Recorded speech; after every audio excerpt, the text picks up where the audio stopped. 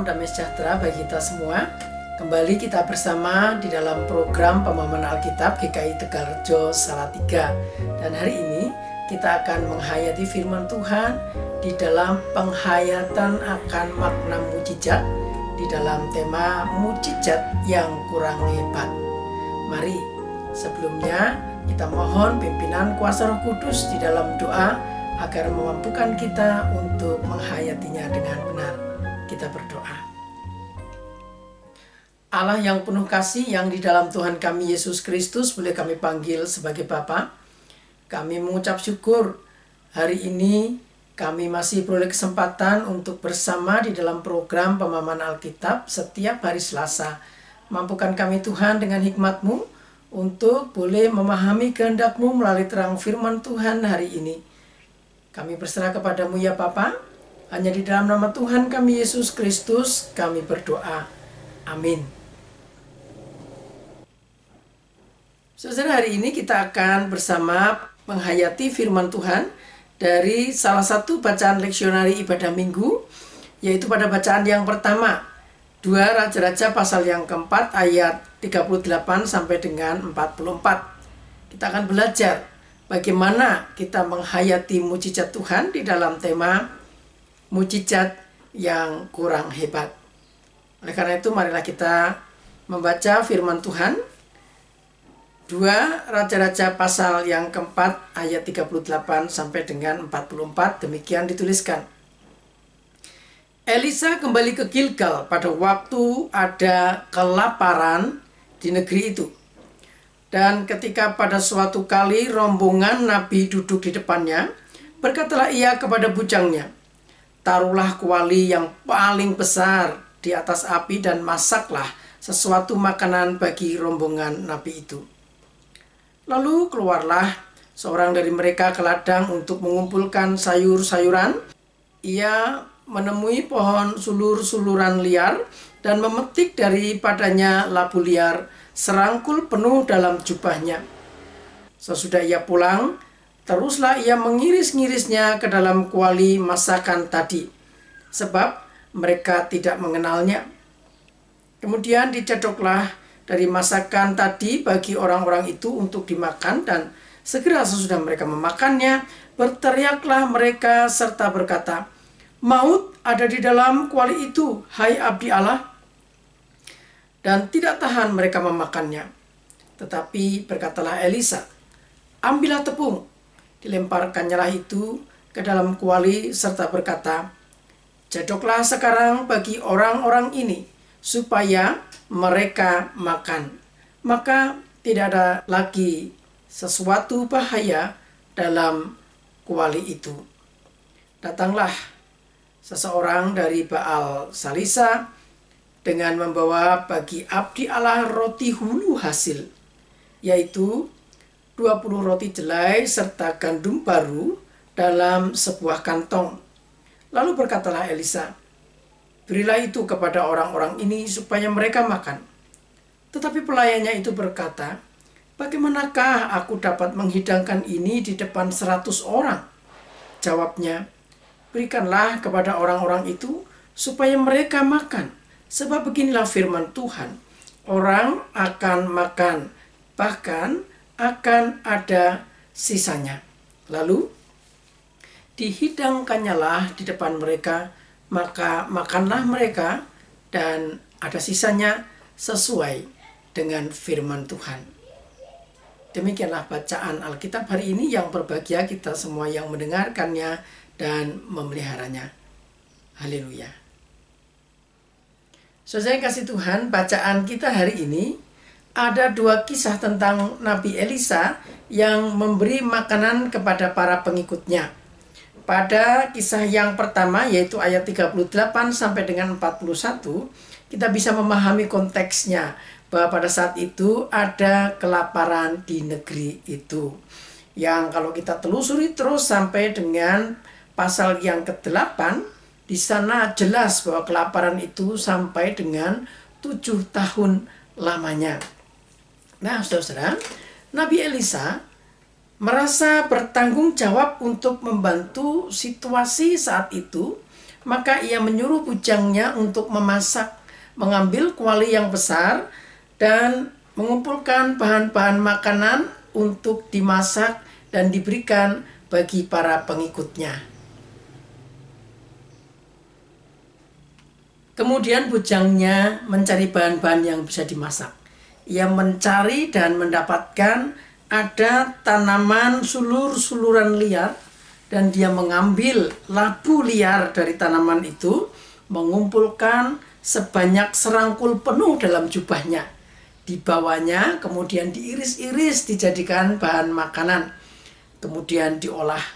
Dan orang yang ada di situ diam saja karena tidak tahu apa sebenarnya yang diolah. Mereka tidak mengenalnya apa sebenarnya yang sedang diolah itu. Saudara, labu liar dari tanaman sulur-suluran itu rasanya pahit, dan bila dimakan dalam jumlah tertentu menyebabkan sakit perut, kolik yang berakibat fatal. Maka ketika dicicipi, orang lalu berteriak, "Ada kematian di dalam panci ini." Maka Nabi Elisa segera bertindak. Ia meminta tepung, lalu dibubuhkan di dalam masakan itu. Dan Nabi Elia menjamin bahwa racunnya sudah menjadi tawar dan kemudian disajikan kepada mereka. Semuanya aman. Saudara, pada kisah berikutnya, masih dalam konteks yang sama tentunya di negeri itu, masih dalam keadaan kelaparan, tetapi secara khusus kondisinya tidak dalam keadaan kelangkaan, karena ada datang seorang dari Baal Salisah membawa roti hulu hasil kepada Nabi Elisa. Tidak disebutkan siapa namanya, hanya asalnya, dan tidak ada tanda-tanda bahwa orang ini membawa roti itu sebagai sebuah kewajiban kepada Nabi Elisa, atau disebutkan bahwa Nabi Elisa sedang dalam keadaan butuh makanan. Tidak ada. Pemberi itu datang tanpa penjelasan, dan kisahnya ada di dalam ketersediaan dan kemurahan hati. Disediakan di sana 20 roti jelai dan bulir gandum yang segar. Ini adalah jumlah yang baik untuk seorang Elisa. Ada kemurahan hati diberikan kepada Elisa, dan bisa dibayangkan aroma dan rasa dari roti gandum yang segar ini. Namun, tanggapan dari Nabi Elisa mengejutkan. Nabi Elisa memutuskan untuk membagikan roti hulu hasil ini kepada orang lain. Dan ia menyuruh agar diberikan kepada orang-orang itu supaya mereka makan. Nah, gambaran berubah. Roti 20 itu yang tadinya dirasakan sebuah kelimpahan, dan bulir-bulir gandum yang segar itu yang tersedia untuk Elisa, sekarang tampaknya menjadi sedikit. Karena itu akan dibagikan kepada 100 orang yang akan diberi makan.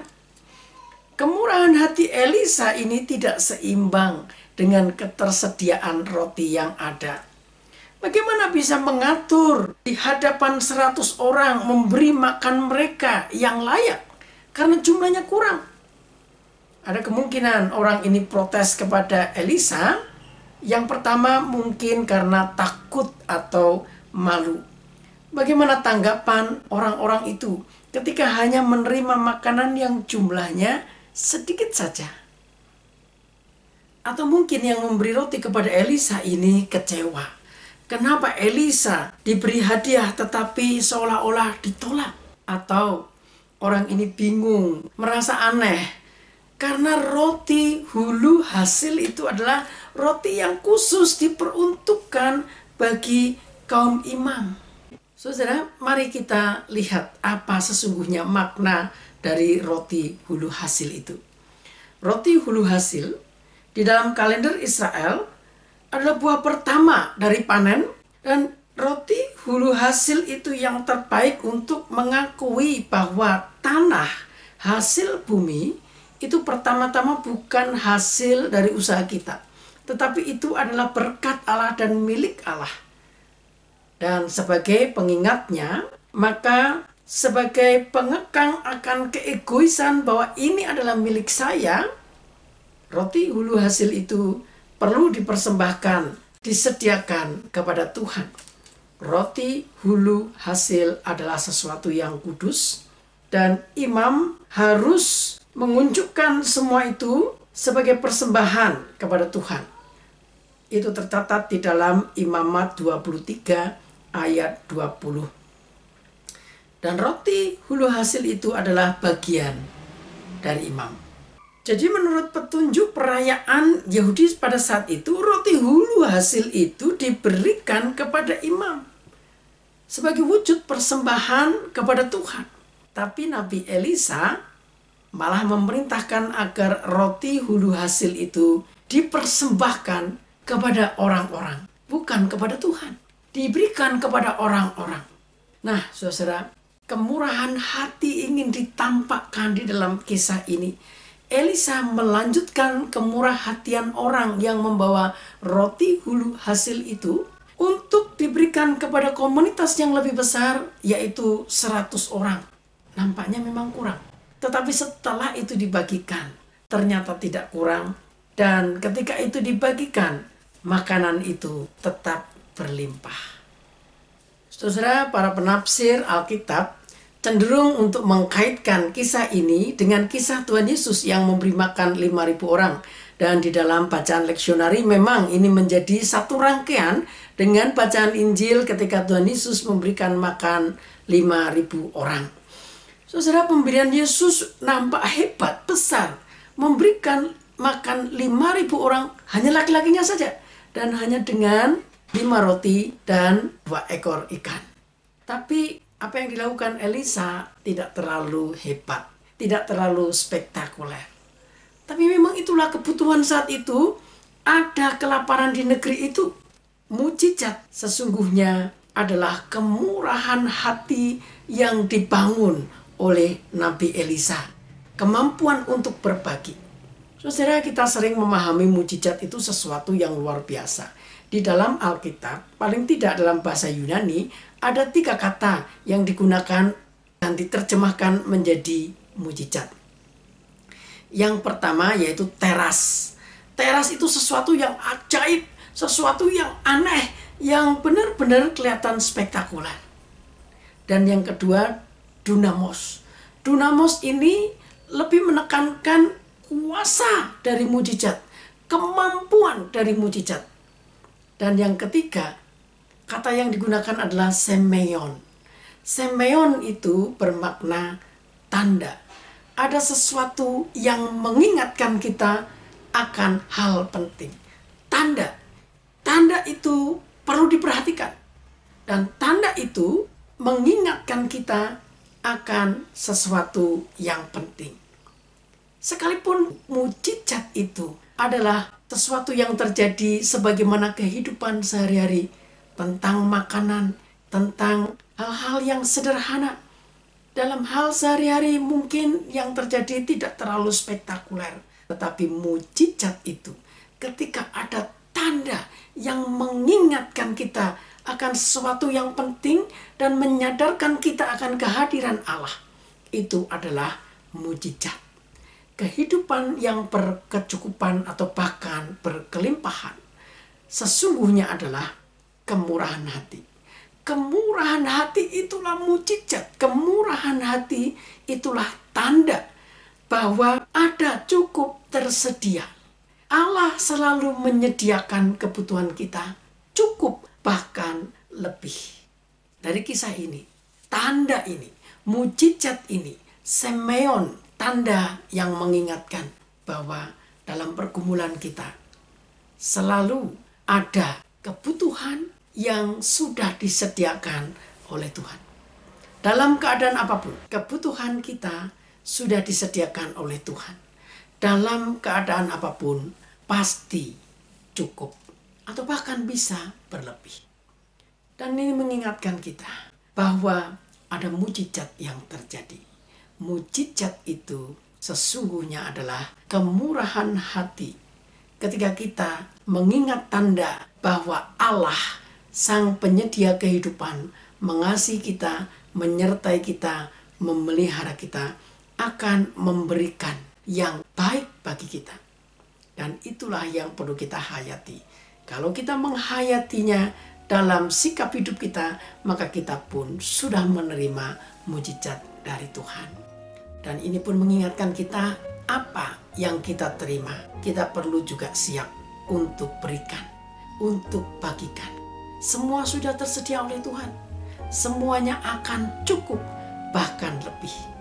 Nah saudara, marilah kita memperhatikan kehidupan kita. Apakah kita menemukan mujizat ketika kita menghayati kemurahan kasih Allah di dalam diri kita? Kita siap juga untuk bermurah hati kepada sesama. Apabila itu terjadi, maka sesungguhnya mujizat itu terjadi, ada, tersedia, cukup bagi kita, karena Allah lah penyedia segalanya. Allah memelihara hidup kita. Apa yang kita butuhkan, semuanya tersedia. Demikianlah pengantar PA hari ini. Kiranya ini boleh menjadi bekal bagi kita untuk menghadapi setiap pergumulan kita, bahkan menjalani setiap perjuangan pengharapan kita bersama dengan Allah, Sang Pemelihara kehidupan kita. Pengantar PA ini akan dibagikan di dalam grup WA Info GKI Tegal Rejo Salatiga, supaya kita boleh berbagi bersama, berbagi kisah hidup yang saling menguatkan. Tuhan memberkati kita.